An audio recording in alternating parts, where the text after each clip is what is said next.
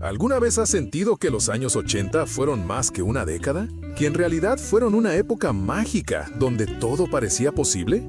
Si creciste en esos años, o incluso si solo los conoces por historias, seguro recordarás una época donde la tecnología tenía alma, peso, botones físicos, sonidos mecánicos y una estética única. Era una era en la que cada nuevo gadget llegaba con una promesa, la de acercarte al futuro. Hoy vamos a hacer un viaje por 13 tecnologías que, aunque el tiempo ha dejado atrás, siguen viviendo en la memoria colectiva como pequeños milagros de su tiempo. Y quién sabe, tal vez al final del video descubras que aún hay una parte de ti que la sigue deseando. ¿Estás listo para volver a soñar en formato analógico? En 1983, Sony nos entregó una cápsula del tiempo disfrazada de cámara, la Betamovie. Era grande, pesada, sin pantalla integrada y costosa, pero era nuestra primera oportunidad de capturar el mundo en movimiento desde nuestras propias manos. Imagina poder grabar los cumpleaños, los primeros pasos, los viajes familiares, sin necesidad de un estudio ni un equipo profesional. Aunque su vida comercial fue breve y sus limitaciones técnicas notables, su impacto fue profundo.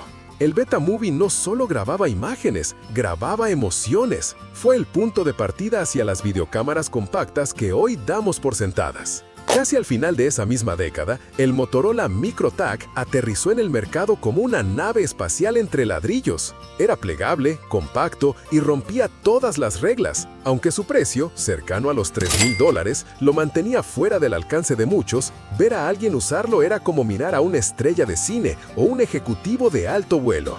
El MicroTAC no solo representaba el futuro, era el futuro hecho dispositivo. Fue la primera vez que un teléfono móvil parecía realmente móvil. Mucho antes de Netflix y los Blu-rays, el RCA-CED nos permitió ver películas en casa a través de discos que se parecían más a vinilos que a cualquier medio digital.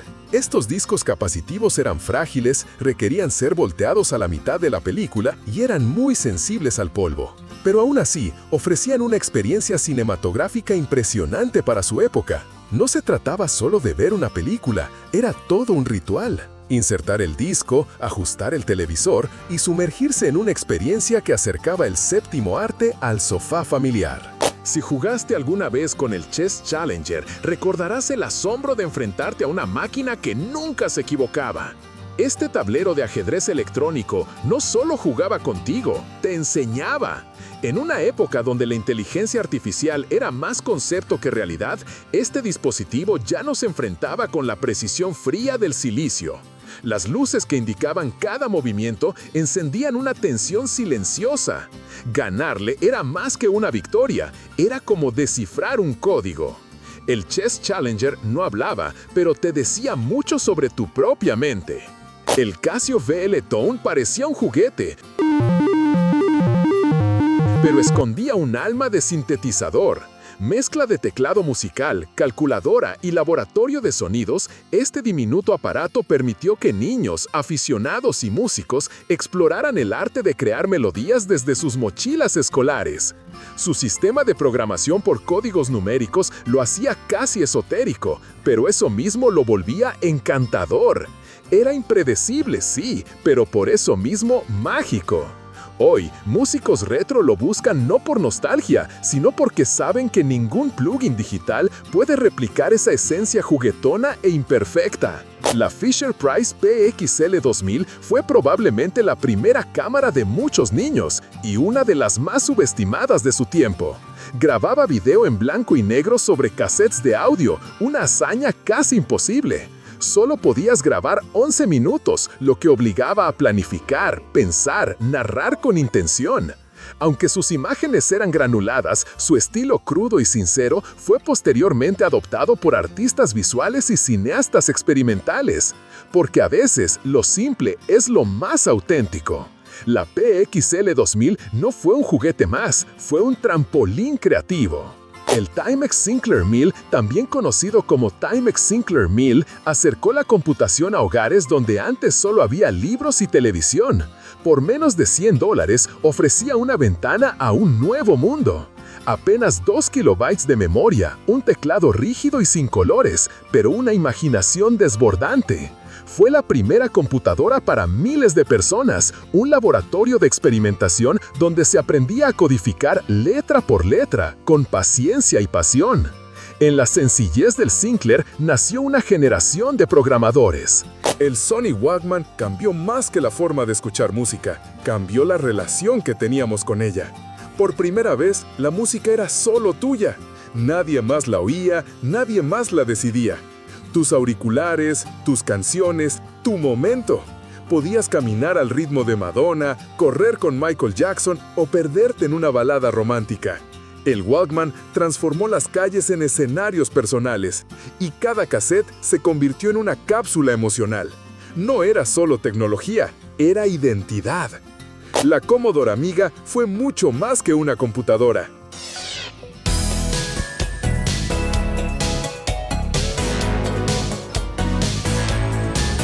Fue una obra de arte tecnológica. Su capacidad para manejar gráficos y sonido estéreo dejó atrás a casi todas sus competidoras. Podías crear música, animaciones, videojuegos, todo desde una interfaz amigable que hacía que la creatividad fluyera sin barreras técnicas. La Amiga no solo era potente, era bella en su funcionamiento. Juegos como Shadow of the Beast no solo eran jugables, eran experiencias audiovisuales completas. En los años 80, tener una Amiga era como tener una estación de producción de sueños. Luego del éxito del Walkman, Sony lanzó el Discman y nos dio acceso portátil a la pureza del sonido digital. Sony presenta il Compact D50. Los CDs traían claridad, precisión y la posibilidad de saltar entre pistas sin tener que rebobinar. Aunque los primeros modelos eran sensibles a cualquier movimiento brusco, eso no impidió que se convirtiera en un símbolo de estatus entre adolescentes y jóvenes adultos. El Discman fue un puente entre lo analógico y lo digital, una joya tecnológica que transformó nuestros trayectos en experiencias musicales envolventes. Los disquetes, esos pequeños cuadrados flexibles que guardaban mundos enteros. Juegos, ensayos, cartas, programas, todo cabía en 1.44 megas. Había que elegir con cuidado qué guardar. Cada archivo era valioso. Etiquetar cada disquete con tu propia caligrafía era casi un acto de arte. El sonido al insertarlo, ese suave clic, marcaba el inicio de una sesión de descubrimiento. Hoy, los disquetes nos recuerdan una época en la que los datos tenían peso físico, forma y personalidad. El módem de acceso telefónico fue nuestro primer puente hacia el ciberespacio. Su chirrido inconfundible, mezcla de robot desafinado y fax enloquecido, era la puerta de entrada al futuro. Tenías que esperar, rezar para que nadie levantara el teléfono y aceptar que navegar significaba sacrificar la línea fija. Pero cuando por fin lograbas conectarte, era como descubrir un continente nuevo. Chats, páginas estáticas, descargas eternas. Era lento, sí, pero era mágico. Era el inicio de algo mucho más grande. Finalmente, el Sharp Pocket Computer parecía una calculadora, pero era una computadora de bolsillo. Programable en BASIC, permitía crear, calcular, experimentar en cualquier lugar. Para estudiantes y profesionales, fue un asistente silencioso y poderoso. Su pantalla monocromática y su teclado compacto tenían un aire casi de ciencia ficción. Era una herramienta práctica, pero también una fuente de inspiración. Porque si podías programar una app sencilla en la palma de tu mano, ¿qué no podrías lograr después? Cada uno de estos dispositivos es mucho más que un objeto tecnológico. Son testigos de una época donde el futuro se soñaba en píxeles, donde las posibilidades venían empaquetadas en plástico gris y donde cada innovación parecía una promesa cumplida. Aunque hoy muchos de estos gadgets ya no estén en uso, su espíritu vive en la forma en que interactuamos con la tecnología, en la curiosidad que aún sentimos al abrir un nuevo dispositivo y en la nostalgia que nos invade al recordar cómo empezó todo. Ahora cuéntame, ¿cuántos de estos recuerdos tecnológicos viviste en carne propia? ¿Cuál de ellos quisieras volver a tener en tus manos? Déjame tu comentario abajo. Y si te apasiona el pasado tanto como a nosotros, suscríbete para más viajes en el tiempo. porque cada píxel, cada zumbido, cada luz parpadeante nos recuerda que el futuro alguna vez se veía así.